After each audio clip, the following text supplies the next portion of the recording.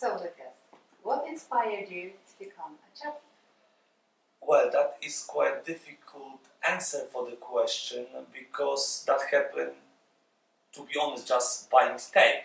I went to Oxford for the weekend, and then my very good friend asked me for the favorite to go actually for interview in his place. So I went to a restaurant which was called Magdalene to speak with the head chef, and I supposed to just go over there and make the small talk and then get back to the house.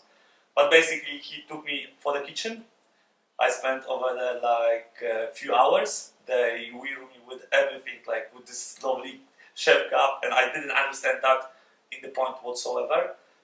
And after that, my scolded me that actually he's enjoying being with me in the kitchen and I having the job. So that for me was like, seriously, I just came to actually make the favorite. And that is, after 2 days, I get into the kitchen. And after a few weeks, I just fell in love with this, what is happening over there. With this, how many different sauces they're doing. And much more. So I think that was the destiny really for me. So I went for the interview instead of my friend, and I stay right now for I think that more or less 12 years. And here I am. That's good. How about you, Karol? Good questions. Chciałem zostać szefem, tak? Prawda jest taka, że nigdy nie chciałem zostać szefem. Broniłem się przed tym dużo lat, bo około 5 lat miałem parę propozycji, ale nie chciałem być szefem, tylko chciałem się rozwijać pod czyimś skrzydłem. Dopiero później z jakimś czasem stwierdziłem, że do tego dorosłem i mogę zostać szefem kuchni. Okay. So actually he answered a little bit in the other way, because I said when I start, and Karol answered for the moment when actually he get the first job as a head, which he said that for him that was an easy decision, because he was on the way to learn more and more and more, and he always thought that actually maybe he should do a little bit more before he would take the team, before he gonna be the leader in the team. And that actually happened also a little bit with Destiny, because he didn't have the other choice. The owner of the restaurant said that, okay, Karol, this is the time for you, and I will not take any more answer no. And then he take the first restaurant, and after how many years, po ilu latach byłeś drugim szefem w restauracji?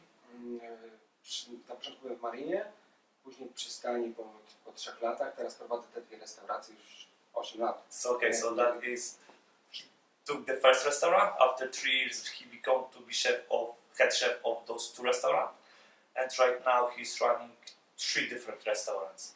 So that is, I would say, also a little bit like the fact this is what he didn't really choose, this way choose him.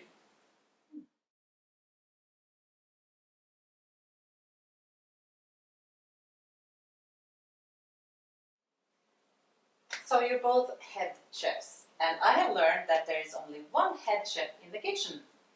So who is the head chef? True here? Indeed. First, Karol.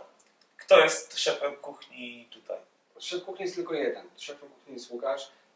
Ja jestem gościem i jemu pogadam.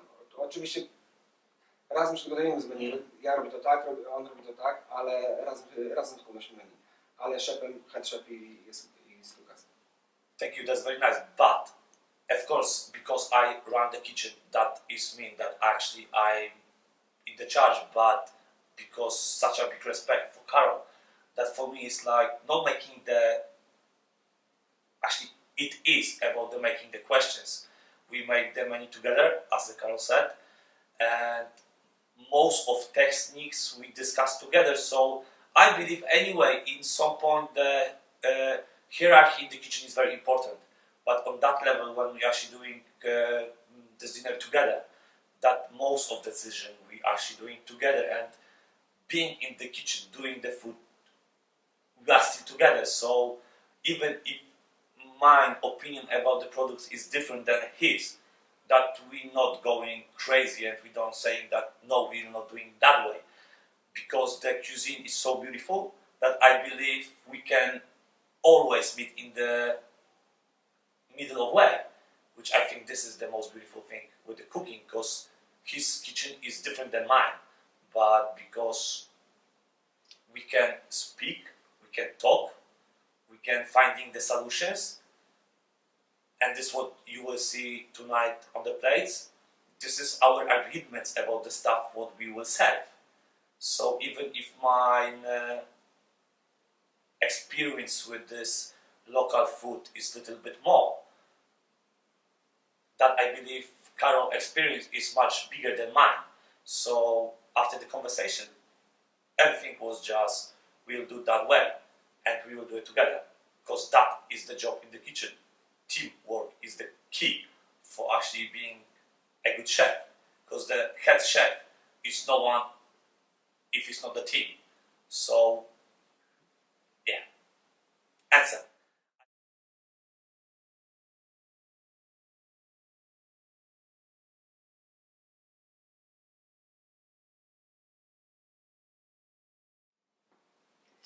So tell us a little bit about today's concept, the idea, the choices of ingredients, and how are the dishes created? So first of all, we chose to actually use the products from the area, which they are so beautiful, and the base menu we make like maybe 10 days ago. But basically, these techniques for the food what you will find today on the plates, we made the choices like 3 days ago actually, because for example, the trout what you have in here is so different with the trout what we worked before. It's so fresh. So the gravlax what we will use for your amuse bush took just 20 minutes, not an hour. So mostly it's about the products, and this how we spoke before, that we will take just the products from the mountains and from the lake. So in the first place, the subjects, the closest area, and then the products, and then the techniques.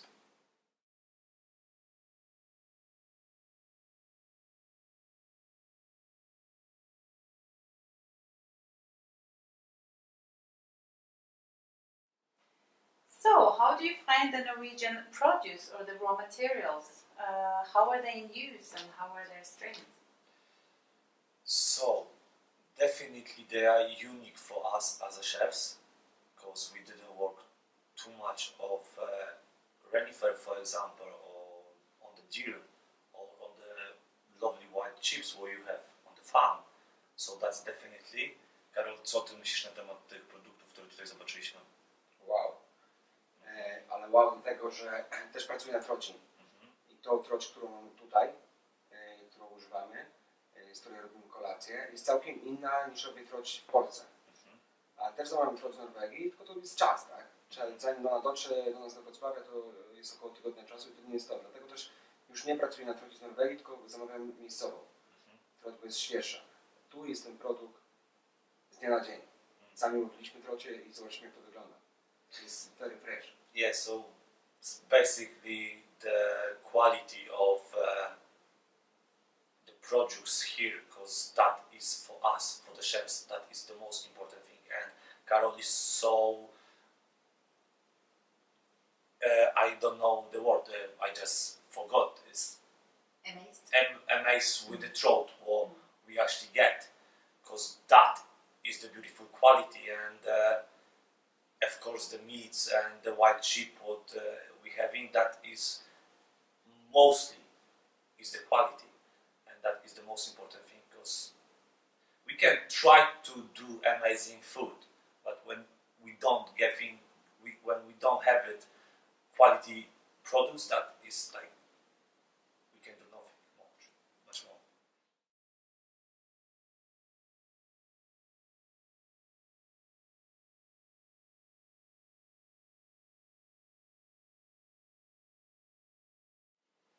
Lucas, we have this weird tradition here in Norway about rakfisk, especially around Christmas. Yes. As you know, rakfisk is rotten fish. Tell us a little bit about your first meeting with our Norwegian Rapfisk, and please be honest. I will try to be honest. No, of course I will. First time, the smell wasn't so good for me. The texture of the fish was a little bit weird, which of course I'm a chef, so I always try to understand the tradition, which the tradition is the most important thing for me, because you need to respect it. So first time trying, I was like, okay, I will not say that straight to Henry that, man, I don't like it. But after on, I was like, okay, because we served a lot of rugby's basically, and we have this championships, so I was in no other position to actually eat it, because I not served the food which actually I not tried. So after all, I felt like actually that is alright. It's not my favorite technique for the fish. Maybe after a few years I will try to make my own rugby's, but it's alright.